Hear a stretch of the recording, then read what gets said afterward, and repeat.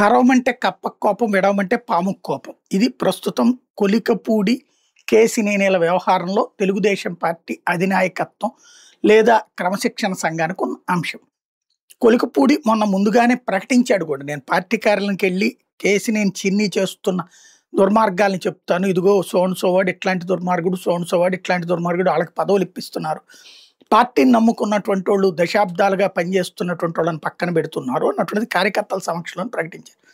ఇప్పుడు ఇవాళ క్రమశిక్షణ సంఘం ముందు హాజరైనటువంటి కొలికపూడి వెనక్కి తగ్గలేదు. వివరాలతో సహా చెప్పుకొచ్చాడు. పార్టీ కోసం కష్టపడ్డ వాళ్ళు ఏంటి, ఏళ్ల తరబడి ఎవరున్నారు, తర్వాత ఇప్పుడు ఎవరు దాన్ని గ్రాబ్ చేస్తున్నారు అన్నటువంటి. అదే సందర్భంలో కేసినేని చిన్ని మధ్యాహ్నం హాజరై తను తన పాయింట్కి కట్టుబడి ఉన్న పార్టీ ఈయన కొత్త వాడుకోవడం వల్ల కొలికిపోయి ఆయనకి తెలియదు. పార్టీని నమ్ముకుని ఉన్నటువంటి వాళ్ళల్లో ఒక వర్గాన్ని అతను ఎంకరేజ్ చేస్తున్నాడు, మిగతా వాళ్ళు అసంతృప్తి ఉంటే నేను వాళ్ళని పరిష్కరిస్తున్నాను తప్పించి మరొకటేం లేదు, నేను పార్టీకి పూర్తి విధేయండి అని చెప్తున్నారు. కొలికపూడే కావాలని చేస్తున్నాడు తప్పులు, బాబు గారినే టార్గెట్ చేస్తున్నాడు, బాబు గారినే ఇబ్బంది పెడుతున్నాడు, లోకేష్ గారి పరువు తీస్తున్నాడు అంటూ రివర్స్లో చెప్పుకొచ్చారు. ఇద్దరి వాదనలు పేపర్లలోనే వచ్చింది, టీవీల్లో వచ్చేసింది. ఇప్పుడు ఇక వాళ్ళ వాదనలు ఆల్రెడీ ఇంతకుముందు చెప్పారు, మళ్ళీ చెప్పారు. ఇప్పుడు ఇది సాగతీద్దామా పరిష్కరిద్దామా ఇక తేల్చుకోవాల్సింది అధినాయకత్వం.